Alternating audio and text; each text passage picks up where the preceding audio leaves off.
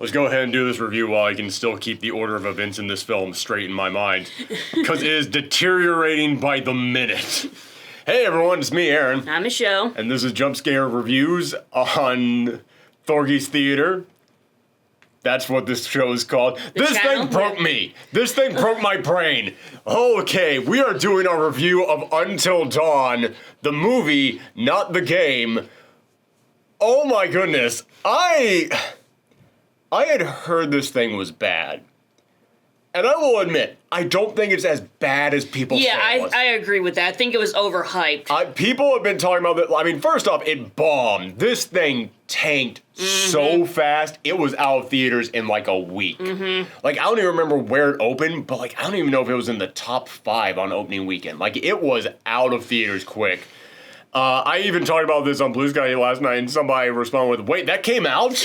Yeah, it did. It came out and left. But here's the thing. It is still bad. I was expecting like F tier from what people were saying. I wouldn't give it F. We'll save our review until the end. But what people did not prepare me for is the unique reason why this is bad.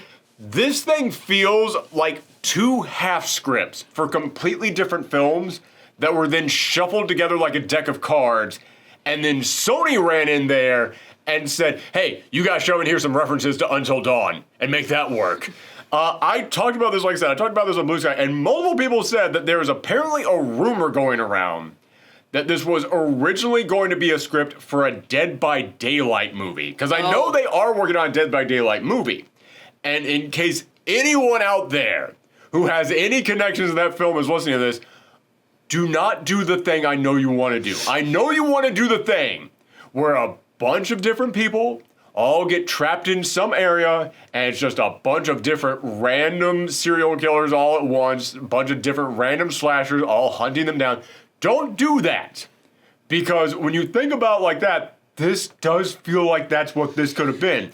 Here's what you do. You pick one slasher, you make a movie entirely about them. All your original Dead by Daylight characters all have their own unique backstories. Just explore one backstory for one character. That's it. And then for the sequel, you could do ananother character and another. Exactly. So it'd be like a movie series. You can do like your own Marvel Cinematic Universe where at the end of it, there's a weird little teaser of like, oh, here's, I found out in the Russian woods, there's this woman with a bunny mask on. Like, bam, that's it. That's all the teaser you need for the next one. Move on to that. By the way, definitely do the Huntress if you're doing any of those characters. Like, now that you mentioned the rumors, it really is a lot like the Five Nights at Freddy's movie. God, that thing has its own problems. I was nervous to talk shit about that thing because I was like, dude, I know Five Nights at Freddy's fans. They do not want you to say anything negative about their franchise.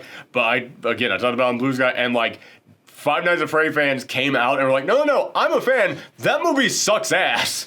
No, but it's like, they did the banana splits, which eventually was supposed to be Five Nights at Freddy's, just like how this was supposed to be. Oh, I see what you're saying. Yes, okay. Dead by Daylight, but it actually is Until Dawn. So it's like they want to make it one property, but they were forced to make it another property, which was very similar property, but... Yeah, it's when... I don't know if there's any legitimacy to that rumor of this was a Dead by Daylight script, but when you say that, and then you realize this is a movie about people who are trapped in a location and can't leave, and then there's multiple different threats coming at them each night. It's like, okay, I can see how this was somebody desperately trying to figure out how to make a Dead by Daylight movie, rather than just picking one character and making it about them, which is what you should try do. to make it an Until Dawn movie, but that just makes everything more confusing. That makes it so much worse. Oh, it is. Wow. Okay, here's the thing. When I watched the trailers for this, my initial thought was, why are you doing an Until Dawn movie? The entire point of Until Dawn was that it's supposed to be an interactive movie. It's how would you survive a horror film making decisions where your decisions have an impact on where the story goes? Right. You can't do that with a movie. You take out the entire appeal of Until Dawn, because I'm going to say this right now. Until Dawn and I can't remember if it's Supermassive or Supergiant Games. One of them makes Hades and one of them makes these games. But the studio that makes these games, I am a fan of them, but I'm a fan of them because of the whole your decisions change everything aspect. if I were to just look at the writing and the characters and the dialogue, it's not good. Yeah. No, I will be the first to admit that. Like, there was a time, like, when Netflix actually tried to do interactive movies, but then they dropped it, and I understand why, because it's like, it takes more effort, a lot of effort to, like, have multiple outcomes and everything, so basically that window of opportunity has closed for Until Dawn. Not to mention, that would have been great, especially considering we watched this on Netflix. Yeah. But yeah, that would have been a great thing to do with an Until Dawn movie, but one of the big problems is, one thing that helped to sell Until Dawn, and it's helped to sell so many of the other films that are made by this studio, is reactions. It's streamers and YouTubers doing their playthroughs, and a lot of people like enjoy watching those because they enjoy watching the reaction to, oh my god, I got this person killed, but also enjoy going, okay, well, I played through this, and I saw what happened, so now I'm seeing what happens in your run, or, okay, I watched your run, now I want to play and see how my thing is different. Mm-hmm. If you make a movie, you can't stream that. No. So there is an inherent problem in that. Although you could do like a Clue and just have multiple endings showing. That's what I honestly kept thinking they should do with an Until Dawn movie. I kept thinking they should do that. Heck, somebody needs to do that. That was such a great idea with the Clue film, and no one has done it since, and it drives me nuts. So yeah, let's go ahead and talk about what the plot of this film is.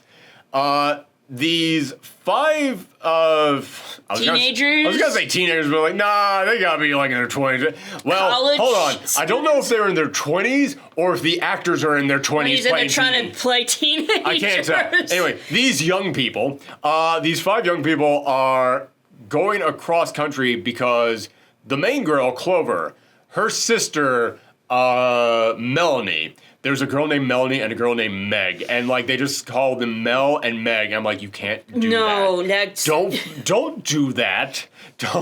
No. It's like saying one character's name is Bill and the other is Will or something like. There's a character in here named Abe, and I kept thinking it would be the equivalent of naming another character Gabe. Like it's that close. Like I remember you saying you thought the girlfriend kept calling him Babe. I thought that the entire time. We had to put subtitles on at one point. I was like, oh, I've been wrong this entire time. So Clover is looking for, basically, she knows that her sister died. Her sister Mel died. And she's trying to track down the journey that she went on, trying to basically get some closure. Yeah. And they eventually come to this location where, man, the more I think about this, the more it is really hitting me. This might have been a Dead by Daylight script. Because they're driving through this storm. This storm, it's just, they can't see anything in front of their face. And then they just come to this location and the rain just stops. Like, it is a literal wall that it's just there. They cannot, the rain just stops around this guest house. It's like the town historical society kind of a thing. Yeah. They come into the parking lot of that, and there's just a circle of no rain around them. And yeah, the more I think about it, the more I'm like, God, it really is like Dead by Daylight, how everything is walled off when you're just in this one area that's just like separated from everything else. Man, okay.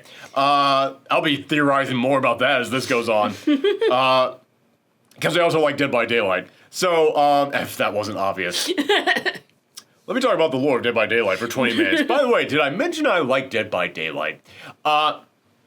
So, they come to this spot. It's this like little like welcoming center for the town. Yeah, and, it's supposed to be like a museum or like a tourist. Yeah, like a museum, historical society. Yeah, something like that. Yeah. So they go inside. And in there, there's nobody in there. They're looking through the guest book. And in the guest book, there's a bunch of names written down, but all of them, like, slowly deteriorate. Yeah, and they're all, like, the same person. Same person, yeah. Keeps writing their name in every single time, but it keeps, like, getting worse and worse as it goes down. Like, they're losing their mind. Yeah, and then one of them ends up finding a board that's just loaded with missing pictures. And all the missing pictures have no name, no description, no contact number. It's just the photo. Yep. That's it. And then this killer comes in, kills them all, and then they all wake up again in the exact same spot. And There is one joke in here that I think both of us laughed at, in which somebody says, "Oh, it's like that movie," and then one of them goes, "There's actually a lot of movies like that." I kind of dig that this thing actually stopped to point out this is not an original idea anymore. I kind of dug that. But then, yeah, they slowly just start dying every single night over and over again to something different, trying to figure out how to get out of there.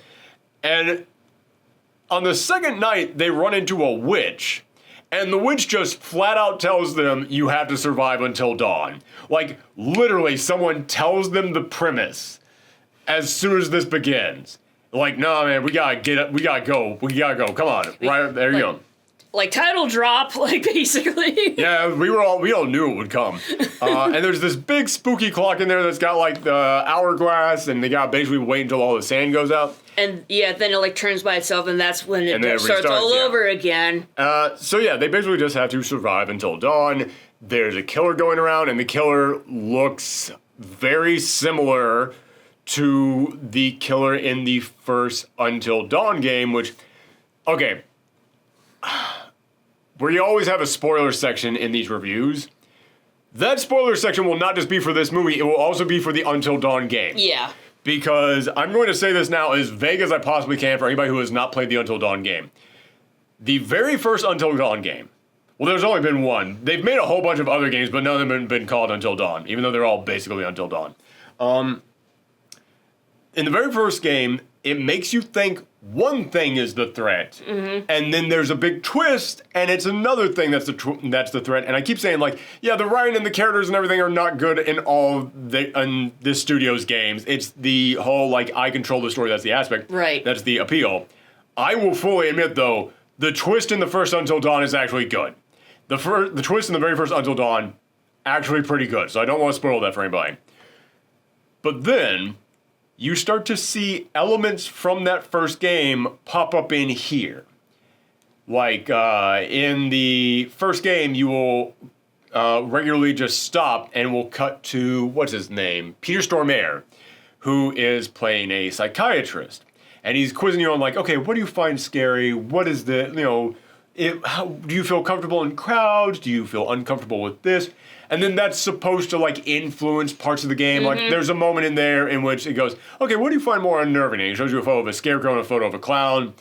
And then later on, you get jump scared by either a scarecrow or a clown, depending on what you pick. It's that kind of stuff. Oh, by the way, like, the cast in the movie are not the characters in the game. No. And it's not even the same location. Not in the same location. Basically, the psychiatrist is the only, like... Yes.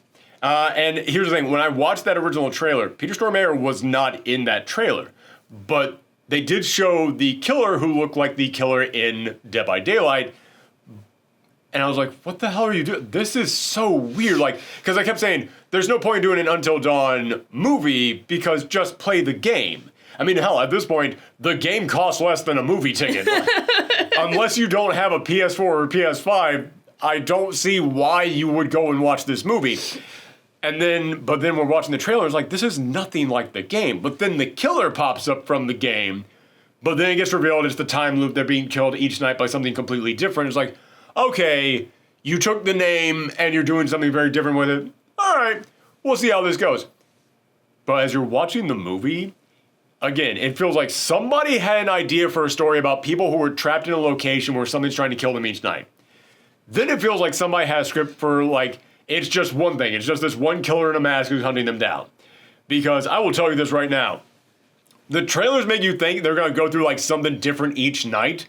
It's going to be like the ending of Cabin in the Woods is what I kept thinking this was going to be like. No. It's pretty much just that killer over and over and over again. And then every now and then you get a quick glimpse of something else. And that's it. And then it goes back to that same killer over and over again. And it feels like, okay, somebody had an idea for a script where it's something different each night. Somebody had an idea for a script where it's just one killer. And you just had to, like, shuffle those things together. But then Peter Stormare's character comes in here. And they keep shoving in here stuff from the game. Even though this feels completely disconnected from the game. Yeah. And I was like, this is, oh my God. It was already a jumbled mess to begin with. Because, like I said, it feels like two different ideas that were shoved together. But every single time that feels like, okay, you need some time to try and explain this. It's like, no. We need some time to fit in the game. Out of the way, plot. It feels like every single time that Peter Stormare is on. And by the way, I love Peter Stormare. Mm-hmm. He's one of the best things about the first Until Dawn game. Every single time that he pops up, and every single time that they go, oh, it's like this thing, which was the twist in the first game, I was like, no, that doesn't fit in with anything you've established so far. No, this does not work. And by you coming in here and trying to shove this in here, not only does it make the story that we've already gotten more confusing, it's time you could have spent to try and build up that story in there. So it's like 3 different forces working against each other, and they're all screwing each other over. It's like they establish the rules and then immediately break the rules. They establish the rules and goes, oh no, that was the rule for this. We're on to this thing now. It's like, dude, it is so frustrating watching this thing. And yeah, it's because of that, the pacing is also terrible in this film. Because they are just moving from one idea to the next. And like I said, I don't mean to keep hammering this home. It feels like multiple different ideas that were shoved together, and they're all also vying for time. It's not just like, oh, the ideas don't mesh together. It's that each of them are like, no, Mom said it was my turn to be in the movie. So like, no, it's my time to have my part of the script in here. And it's just like, oh my God, this doesn't fit here. And there's so many times in which you're like, okay, this could be an interesting scene. You just need to sit with this. They ain't sitting with shit. No. Like, we mentioned that they're there for multiple nights, and they mentioned that, okay, nobody has lasted past 13 nights. Mm-hmm. We only see like 4 nights. And then there's like... And it feels like somebody came in and was just like, dude, we got 10 minutes left in this movie. Oh my God, guys. I think we've actually been here 13 nights and we've just forgotten all of them. Let's have a montage of all the times that we died. And the thing is, that doesn't make any sense because, like, the previous times they died, they remembered what happened last time. Yes, and also, like, there's times in which you see them die and you see them dying on a night and there's, like, no build up to it. It feels like it will cut to these, like, I think the 3rd time they die. It cuts to the sands in the hourglass and they were so close to being done. And I'm like, we were here for 5 minutes. And that'd be one thing that you could do if you were in the middle of a montage. If you wanted to do like 5 or 6 nights in a row and you kept showing them like getting very close to getting to the end and then something gets them, fine, you could do that. This is the 3rd time when they're still trying to figure shit out and where you only see them for like 5 minutes and apparently they have locked themselves in this bathroom for the entire night and they were just in this bathroom the entire freaking night. And it feels like they were in there for like 10 minutes. Mm-hmm. Yeah, just the sense of pacing and timing in this is horrendous. And also, I will say, the thing that kills them on that bathroom night, I'm not going to spoil it, but it feels like they were just like, dude, I don't fucking know. We need something that can also wrap everything up as the movie goes along. It's like the way they died in the bathroom, I thought was hysterical. You laughed out loud, and I can't blame you. It is actually like it was the one moment which we were like, was this supposed to be funny? Because it's kind of funny. Honestly, if they made this like a dark comedy, it probably would have been a lot better. Then it would have been the monkey. Yeah, that's true. Yeah, which was much better.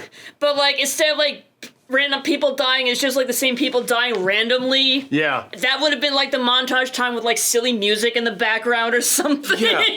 And here's the thing that gets me. They keep just kind of the same killer from the Until Dawn game over and over with like no explanation for it. And then at the end of this, again, we're going to save like the details for the spoiler part, but at the end of it, they have kind of an explanation. Kind of.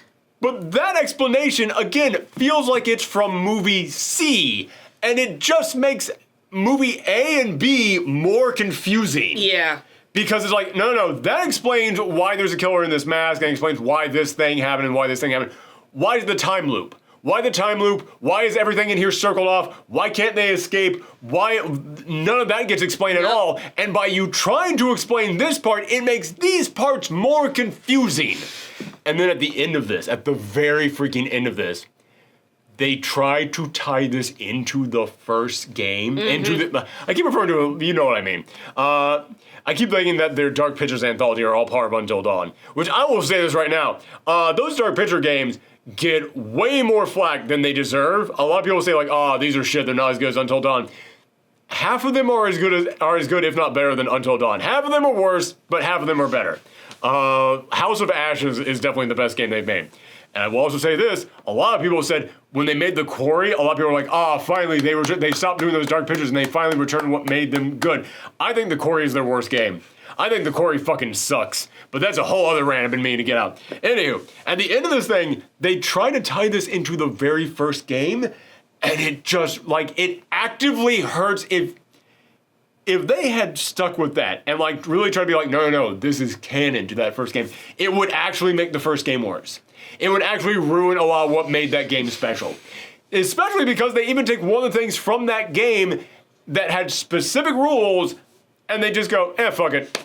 The things that are there's one thing in there that has a specific rule, and in this game, it really is just like they went, it really was like somebody just said, okay, well, you have to fit that in here. And they're like, well, that doesn't really work in here, so we'll come up with a new rule for it. But by coming up with a new rule for it in this movie, and then saying that exists within the same continuity as the game, it now makes the game not make sense. Mm-hmm. Yeah, so that's, man, I'm trying to be vague here, folks.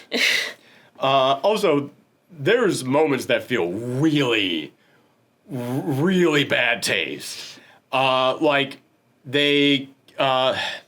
It is revealed that the main girl, Clover, after her sister died, she became suicidal.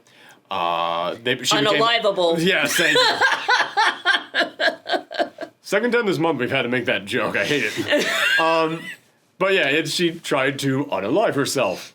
And it gets to a point in which they realize that if they all die, then the time loop starts over again. And there's twice in here where she and another person are the last survivors. The other three people have died. And, we gotta talk about Meg. I almost forgot about Meg for a second. Yes. In which the other three characters have died.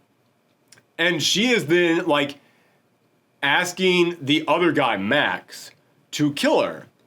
And it's being framed like a good thing. No, it's heroic. I'm just you can't have the character who we know is suicidal asking someone to kill them as a good thing. You realize why that feels very bad, right? You feel like that's a horrible thing to put into your movie, right? They did not even need to put in that little subplot that she tried to unalive herself. Yes. It was completely pointless. Well, here's the thing. It might not have been pointless in one of the versions of the script. In one of, yes. If they had more time. But we don't know which version of the script. Here's the thing. Like I said, if there was just some movie about these kids are trapped in this house and there's a bunch of serial killers out there trying to chase them down, and then it's revealed that she used to be suicidal, then maybe her learning to overcome this and wanting to fight to be alive, that could have been good. The moment you put in here that's also a time loop where she has to keep unaliving herself every single night. It's I don't think you realize how this plays. I don't think you realize what this is going to look like. It almost comes off like you're pro that. It's no, bad taste. But yeah, here's how jumbled of a mess this is. We haven't even talked about the psychic. No. There's a psychic in here, and I have seen psychics in Stephen King books get introduced with more subtlety. This character, they're just oh yeah, she's psychic, whatever. And then the moment she gets to this location, she just goes full exorcist, just nope, okay, I can read all the thoughts, I can hear everything. Yeah, it's they just slam that in here. I'm wow, that feels so lazy. You just needed someone who could explain some lore in here, and you didn't have time for them to do research, which is a huge part of all these games. All the Until Dawn, Dark Picture Anthology games, all of them are about some kind of a mystery, and you have to do the research to discover it. It's okay, that could have been a way that you tie this back in. And there is some research that goes on, but it also feels like we don't have time for enough of that. We need a psychic and a witch to just tell you the plot. We forgot about the witch. We also forgot about Mel. Yeah. the quote-unquote MacGuffin of this movie. That's a lot that's going to be talked about in the spoiler section. But yeah, she just is just psychic, and just so that way they can explain the plot here. But then I loop back around to maybe this was originally a Dead by Daylight game, and I'm like, I think that, yeah, there are a few characters among the survivors in those games who do have like some kind of a background in like being psychic or stuff like that. So maybe it was always going to be just this ham-fisted in there, just like so just slapped in, there it is. But the explanation would be like, you played the games, you know who this is. Which, by the way, is always a terrible way of treating a game movie adaptation of just, well, you played the games. Yeah, I'm looking forward to that being adapted into a movie format. Yes. Like, video games and movies are, like, very different media. Yeah. Yeah, exactly. Like, I know, like, there are always those people out there who say, well, why do you need it to be turned into a movie when you can just enjoy the game? Because they're different medias. They are different medias that can be enjoyed in different ways. I would like to enjoy it in this way. I've always described it like this. Do you like chocolate? Do you like chocolate ice cream? Why enjoy chocolate ice cream if you can just have chocolate? It's because they're different things. You enjoy this one flavor, but that flavor can be interpreted in different ways. If I ordered chocolate ice cream and you just hand me a Hershey bar and that was it, I'd be like, this is not chocolate ice cream. And that's kind of how I've always felt about people when they make game adaptations into movies, and they're just like, you know the game. It's like, yeah, this is a movie. Treat this like it's a movie, not the Cliff Notes version of the game.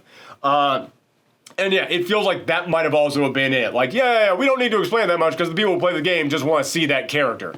But then it's confusing for the people who haven't played the game, so... I got news for you. Even the people who have played Dead by Daylight, like, they know the killers more than the survivors. I'll say that right now. So yeah, even they would have been confused. So yeah, this film, it's so sloppily just shuffled together. I hate to keep going back to that metaphor, but it feels like it. It feels like they're like, this is my scene, that's your scene. You stay out of my scene. And then the Sony guy's like, we got Peter Stormare, everybody. Hey. So yeah, it is a mess. It is a train wreck. There is some stuff that's enjoyable about it. But it is few and far between. I'm giving this a D. I was thinking about giving it a D also. Yeah, I kept wanting to go to D+, but just saying that plus, like, left a bad taste in my mouth. Like, no, I gotta get, like, some entertainment out of something for it to be a D+. And I think I got more entertainment out of it than you, so I guess I would give it a D+, which sounds weird because I don't know if D pluses exist, but like, no, they do. whatever. It's, I got a couple. I always got like either a D or for like really shitty things, like, but like mostly I was a B student. Yeah, right. Which may be why I like B movies so much. So yeah, it is not good. It's on Netflix, and man, only if you are the most curious about this would I recommend it. Like only if you have got that real itch of like, well, I gotta know. That's it. But if there is any reason, if you don't have Netflix and you're like, well, should I rent it? No. Do not spend any money on this thing. Just like go on YouTube and watch someone else review it. Honestly, it's way more entertaining. There's gotta be somebody out there who does those reaction channels where you'll be able to get enough of the plot out of it. Yeah. All right, let's go to the spoiler part of this. So, the spoiler part of this is there is no explanation for the time loop at all, but at the end of this thing, well, okay, as it goes on, you start to see Peter Stormare's character popping up, and he's playing the same therapist that he played in Until Dawn. Yeah. And it's essentially revealed, I don't know if he apparently came to this town because there was a big cave-in at the mines, and which is a reference back to Until Dawn. But in Until Dawn, this is where we get into spoilers for the game as well. You think it's going to be a serial killer, but then it's revealed that no, there was no serial killer. It was this one guy whose sister died, and he's trying to make all of you suffer for it, but he wasn't going to kill anybody. He just wanted to scare you all. And he was recording it to, like, show to people around the world of you guys being freaked out and getting scared and everything. But then it's revealed, no, there's actual monsters out there. It's Wendigos. And the story with Wendigos has always been a human being who eats the flesh of another human being will turn into a Wendigo, and that's what the old legends are, and that's what was in the game as well. It's that there was a cave-in with these miners they got desperate, they had to eat each other, and then they turned into Wendigos, and that also ties into his sister who died at the beginning of the game. So, in here, Dr. Hill goes to this town after there was the cave-in, and he then just starts studying the people of the town, and they were just so sad and depressed and anxious over the cave-in that it caused them to slowly start turning into Wendigos on their own.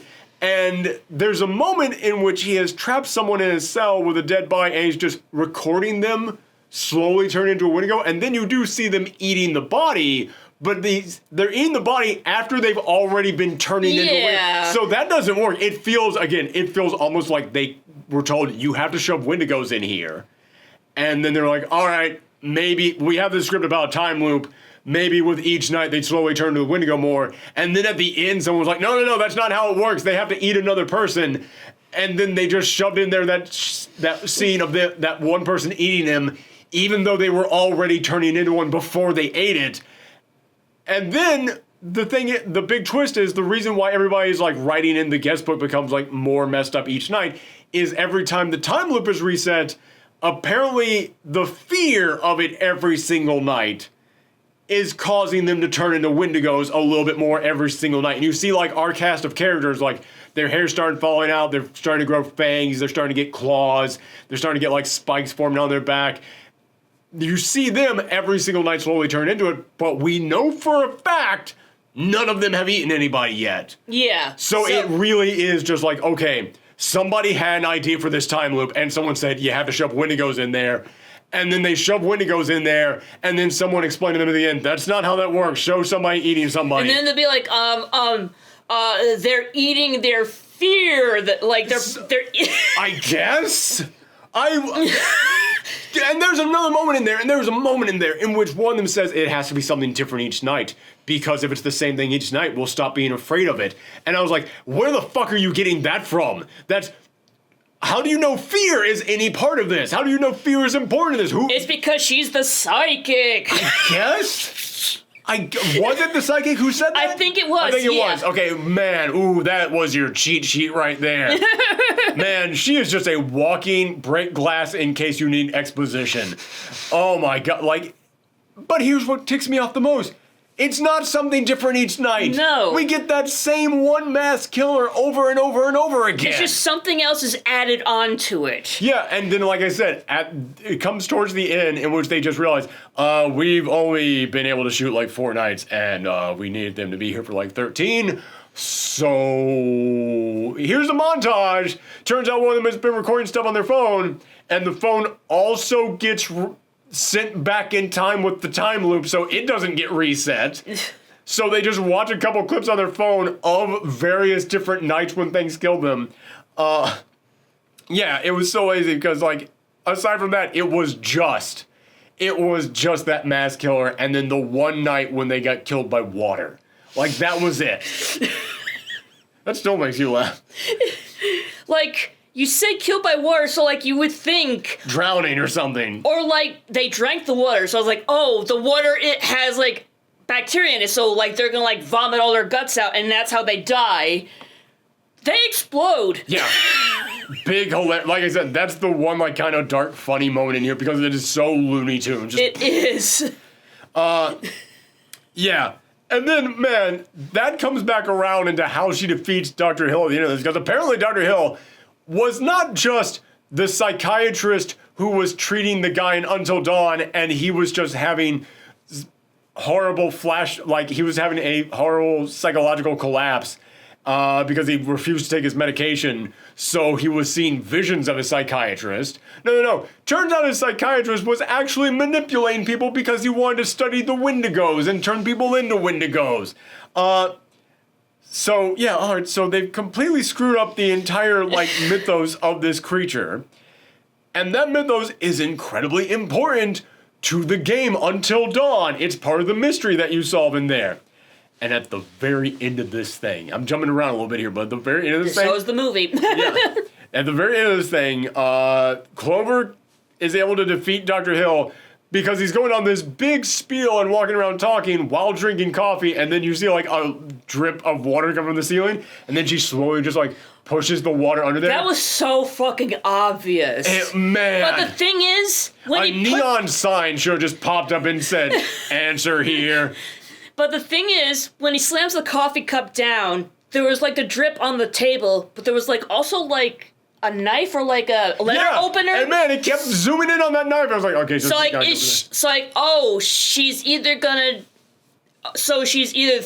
they either think she's going to use the letter opener, but she will end up poisoning the coffee, or vice versa. Yeah, like something where like you don't see her moving the coffee cup or anything. You see her go for the knife, and then he like wrestles it out or throws it away, and then like smugly takes a drink. He smugly takes a drink. Yeah, something like that. But no, it is like all seen. Let me just slowly push this. Is he looking? Just slowly push this coffee cup, and then okay, I did. Bloop, bloop, bloop, bloop. He's not hearing that, is he? Bloop, bloop, bloop. Ah, I'm sure glad that sound of water hitting other water meant nothing. Let me drink my coffee now. After I just explained to you that the water blows me up. Okay, the explanation that they give, by the way, for why there's like different stuff popping up is he says like, okay, apparently it's all in her head, but like her head is bringing it to life. There's something about this place that is bringing her fears to life. But like... And like the mass killer represented something, the witch represented something, the water represented something, but he never mentions the Wendigos, and the Wendigos were things that he himself was studying before she got there, so that's unrelated. Oh my god. Yeah. It's like, and the thing is, why is it just her? Like... Yeah! Like, she has, like, 4 other friends. Why aren't their fears, like, manifesting into other things? Well, it's fucking psychic. Shouldn't she have some kind of effect on any of this? Or maybe it's because, like, she was the one who talked to him at the gas station. Maybe. Oh, don't give this movie more credit. No, I think it's just because, like, because she's dealing with all this stuff. Yeah. And, like, latched onto her. But it does raise the question of, like, there's other people here. You could also say, like, all of their fears are something, so that's why each night something is different. But then again, they didn't show each night, so fuck it. Yeah, and then at the very end of this, he blows up. They manage to get out of there. They escape. They survive until dawn. And then it just cuts back to his office. And then all of a sudden, all of those surveillance monitors he's been watching change to a winter cabin.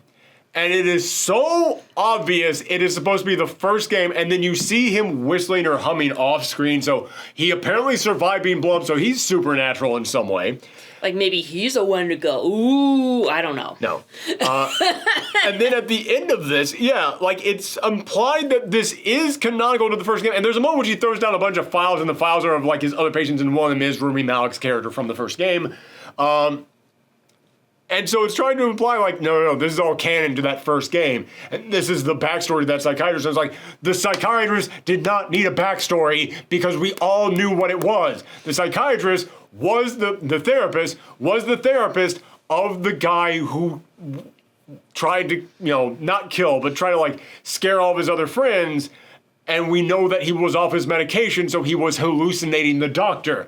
That's we don't need anything. There is no point to this.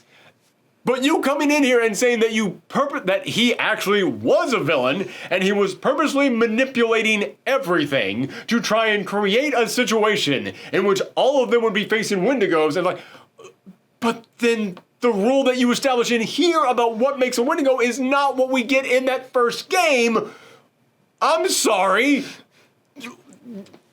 I don't have words. I don't have words for how messy this is. Yeah, and it's it's one of those movies where, like, the more you think about it, the more questions pop up. I was going to say the more pissed off you get, but yeah. Pissed off and questions. Man, it is so badly done. It is impressive. Yeah, because, not only does this, like, completely unexplain the Wendigos in that game, but also now you're trying to make a guy the villain who wasn't the villain, and now it takes away from everything that happened to Rumi Malek, because I don't remember his character's name in there, but yeah, like, it was played by Rumi Malek. Is that his name? The guy who won the Academy Award for being, oh God. Who did he, the lead singer of Queen, Freddie Mercury. Yeah, the guy who won the Academy Award for playing Freddie Mercury. Yeah, he was in the first Until Dawn game. Which I wonder if they had to pay him for that one headshot that they threw in here. Because I don't even think it's his headshot, I think it's a shot from the game. But yeah, holy cow. So yeah, it messes up the first game. And I'm not even coming in here being like, oh, well, that ruins that first game. No, it doesn't ruin the first game because nobody is going to pay attention to this film. Nobody is going to keep this as canon. I'm saying I'm mad that they tried to do that. Yeah. I'm like, the freaking gall of you to make every bad decision and then try and tie it into this game. That's so poorly done. Yeah. Trying to think if there's anything else to talk about in this thing. Man, it is. Ooh. I've been recording a lot over the past couple days, so my throat is very wrecked right now. I apologize. Yeah, I can't really think of anything else I want to point out in this. I'm sure there's something obvious. Oh, yeah. So he comes in here and he says, like, okay, every single thing is being created by you. It's being created by your psyche. Every single thing that you've seen is a representation of something within your mind. Like, the water that blows you up is, like, self-destructive tendencies. I can't remember what he said the witch was, but he also said, like, she was something and the killer is something else. But here's the thing. There's never an explanation of what is causing that to appear. And there's never an explanation of how that ties into the time loop. And there's never an explanation of why exactly people were turning into Wendigos other than it was just their depression and anxiety. So he needs to cause fear to keep happening to them so that he can study them turning into Wendigos. But how did he create the time loop? That's not explained. No. How did he create the range circle that just blocks everything off and keeps them from leaving? And it's one of those things where, here's the thing. If you wanted to make a spooky movie about people who get trapped in a house and there's a time loop and they have to survive until dawn, I'm going to say right now, you don't need to explain that. It can just be, hey, we're a couple of survivors who found ourselves in this place and it's a horrible situation, but we know the rule is you have to survive until dawn. We gotta just make it out. It's magic. That is one of those things in which it is okay to not explain that. But the moment you start trying to explain it, you can't go halfway on that shit. And they try to explain why she's seeing these things, but because they have now explained that, and because they have now explained that he is purposely trying to lock them in this time loop so he can cause them to turn to Wendigos, now it makes us go, okay, well then you have to explain the rest of it. Oh, there's no explanation to the rest of it? Why? Now it just makes the explanations even more confusing and makes the stuff that's not explained even dumber. Like, yeah, it's one of those where going halfway on this made both halves worse. Whew. Got anything else you want to add? Just listening to you is exhausting, honestly. Try being me. Yeah. Okay. My head hurts. Yeah, so... But, like, I kind of want to add something. Please go. Yeah. Yes, I'll let you take a break from talking. So, like, there's a flashback to, like, Clover and Melanie. Like, when Melanie is, like, gonna run off to New York to achieve her dreams or whatever. And she tells, like, Clover is like, you can't just sit still. You gotta move. You gotta move forward in life. And apparently, like, that's how Clover survives until dawn. But at the same time... There's also that moment in which Dr. Hill even appears and says, like, you can't survive by staying still. Something like that. I don't know, but it's like, it feels like it would make more sense that you could survive until dawn if you just, like, hunkered down. Yeah, like, literally, if they just, like, went into a room and just, like, locked themselves inside, and, like, I mean, I could totally, like, literally, if they just didn't drink the water that Yeah, night, honestly, yeah. I mean, then again, like, the water burst out after them, but you could then say, like, that was their fear of, like, blowing up from the water or something that caused it to, like, I don't know. It's, like, basically... Like, I get the metaphor of what they're trying to say. Yes, I get the metaphor, too. But it doesn't work for this movie. No. Yeah. Yeah, and it's like... oh, these are based on your fear. So it's like, okay, so all I have to do is, like, conquer my fear and not really, and just wait it out. Except that, like, the fear is actually trying to kill them. So, yeah, conquering the fear is like, okay, yeah, I don't think the only part where it kind of comes back around is there's a moment in which she sees her sister who has been turned into a Wendigo, and she then ends up having to kill her sister. And which, by the way, Wendigos in this don't die to the same reason that they die in the game, so again, doesn't match up. But she has to kill her sister, and then she has like some kind of a line about like, I love you, Mel, but I have to move on, something like that. It's some line like that. And basically it's her saying like, I can't keep the depression of your death keeping me from living my life. And it's like, that's the one moment which I was like, okay, you had a metaphor and I get it. Like, you're not killing your sister, you're killing the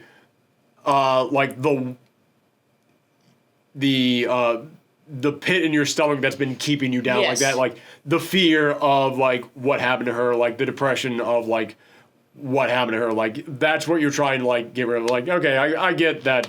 That metaphor works, I guess. But every other metaphor is horrible in this. Yeah, this movie not good.